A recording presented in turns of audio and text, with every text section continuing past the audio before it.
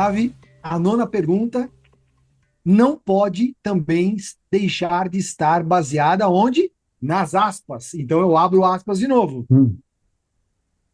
Melhores líderes permanecem fiéis aos seus valores mais profundos.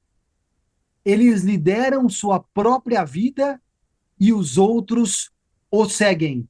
Fecha aspas. Então, a pergunta é a seguinte: Ravi, como foi a sua jornada seguindo o seu amigo e o seu mentor, o Dr. Eliyahu Moshe Goldratt? Eh, Primero fue una sorpresa, una, una aventura inesperada. Eh, Fue buscada, ¿sí? Tengo que aclarar, porque si una cosa yo tengo, alguna vez oí falar a alguien, no escuché, solo oí, que decía que yo tenía una actitud de explorador. Yo gostava ir para donde ninguém ha ido antes o está muy poco explorado, ¿sí?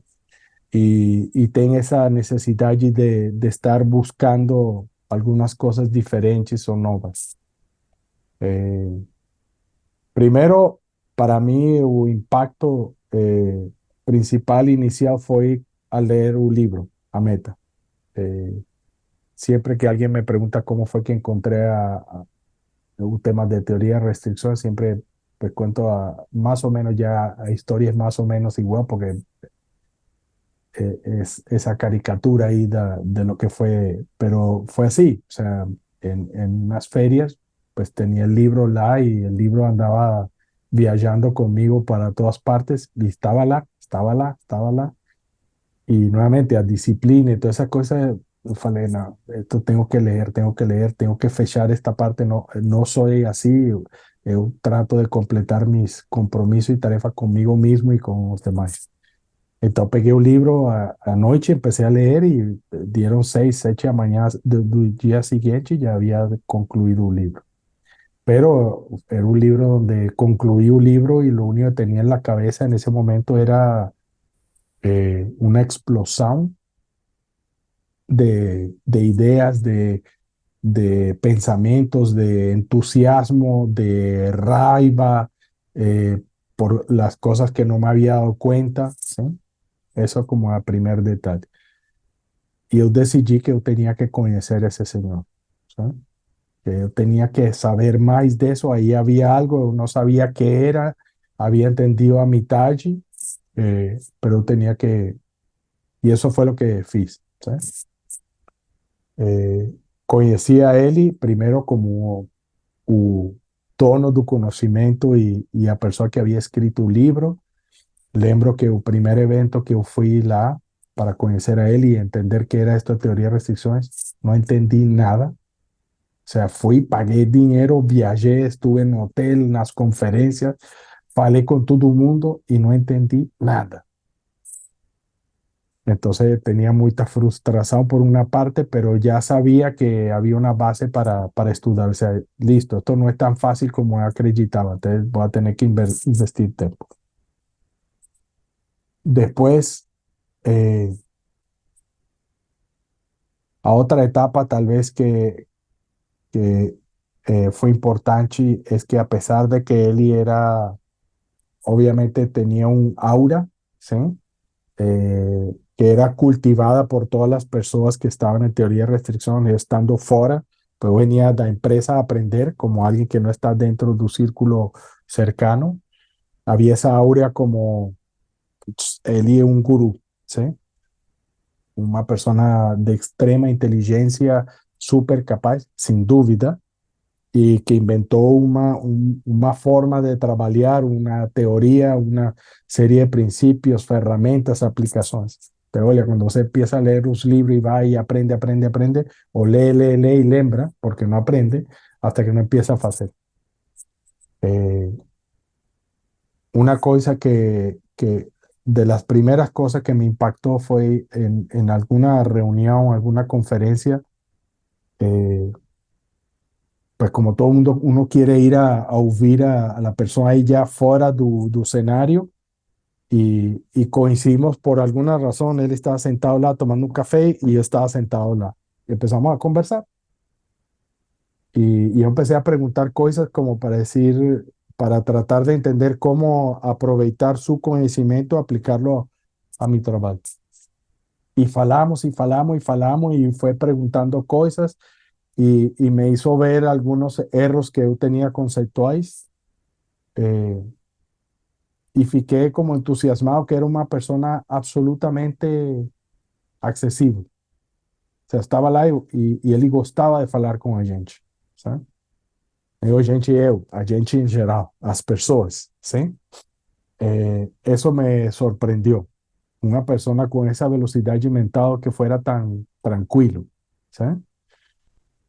Pero después tenía que conocerlo más para frente.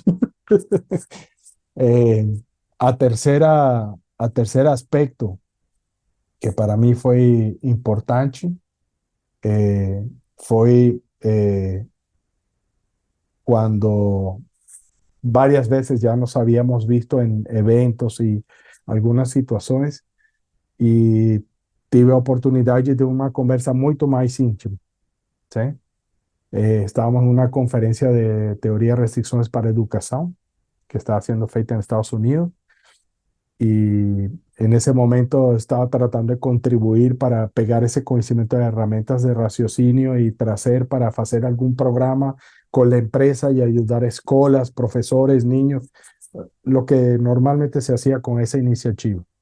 Es decir, no puede ser solamente un negocio, tiene que ser algo de formación de las personas, y educación siempre ha sido en nuestros países tétrica, ¿tá? Y mientras menos recursos personas tienen, y yo falei, pensando para mí, si nos podemos entregar algo tan simples como unas herramientas de raciocinio a los profesores y a los alumnos, a las crianças que están lá, no importa o, a estructura, a qualidade da escola, ¿sí? De salón de clases.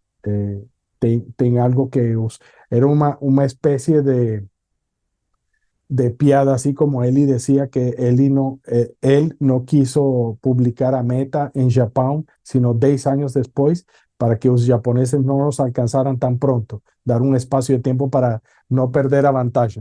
Yo pensé la misma cosa, cara, los que están educándose en escuelas privadas, universidades y todo eso, van a toda velocidad, pero hay gente que no tiene tanto, están sometidos, porque están sometidos a educación pública.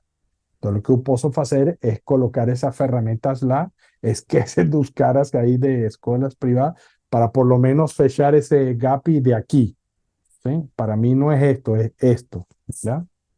Entonces, falando, pues participé varios años de esas conferencias, y ahí empecé a ver que Eli también tenía ese otro lado, que era un carajo muy corriente. Las cosas que Eli más gustaba cada vez que nos sentábamos juntos, en cualquier reunión, era, ok, ¿cuál es a historia piada nova que usted tiene? ¿Tiene alguna?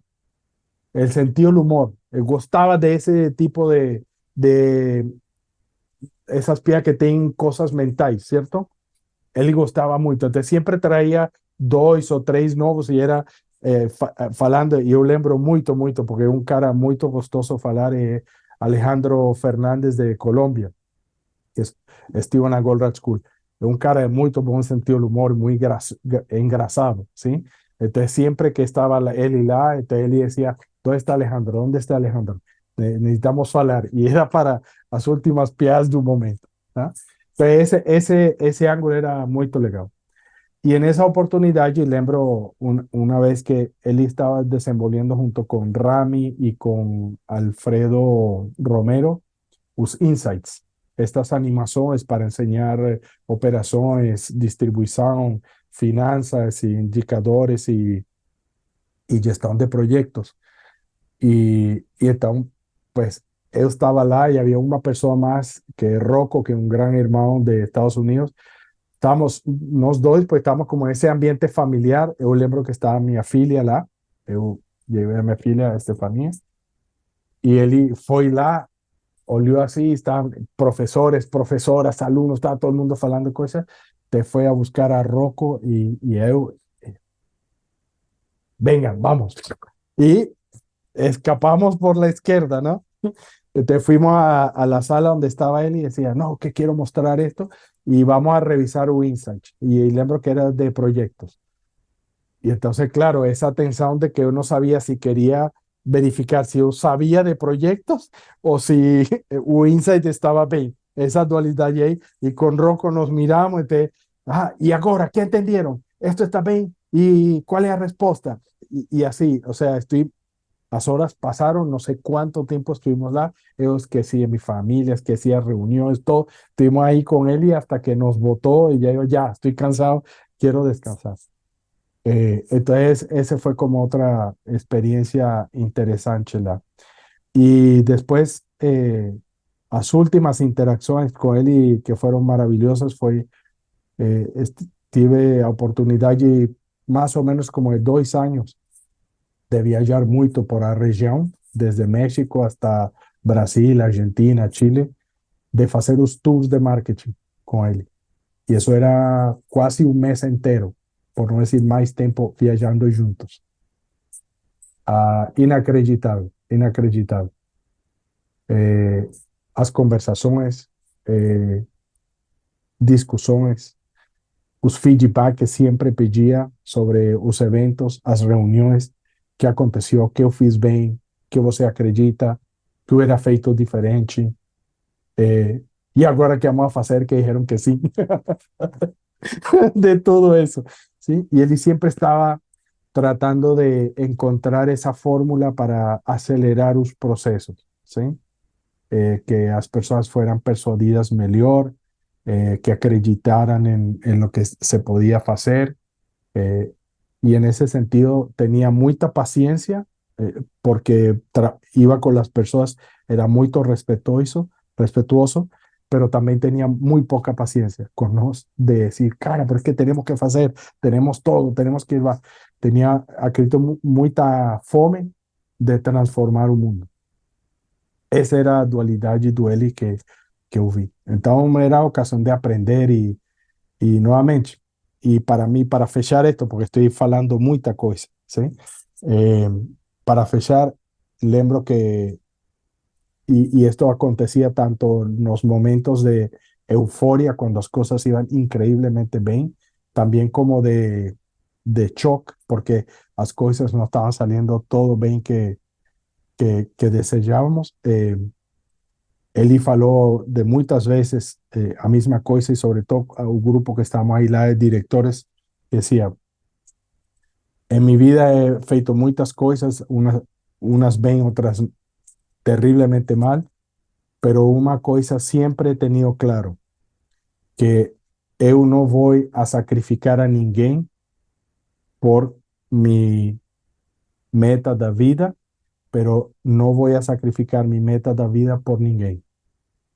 Então, quando você escuta ese tipo de frases así condensadas, siempre lembro de la clareza que uno tiene que tener sobre los principios que guían nuestro actuar todos los días. ¿Para dónde vamos? ¿Por qué estamos haciendo? ¿Y qué es lo que tiene que ser feito? Eso.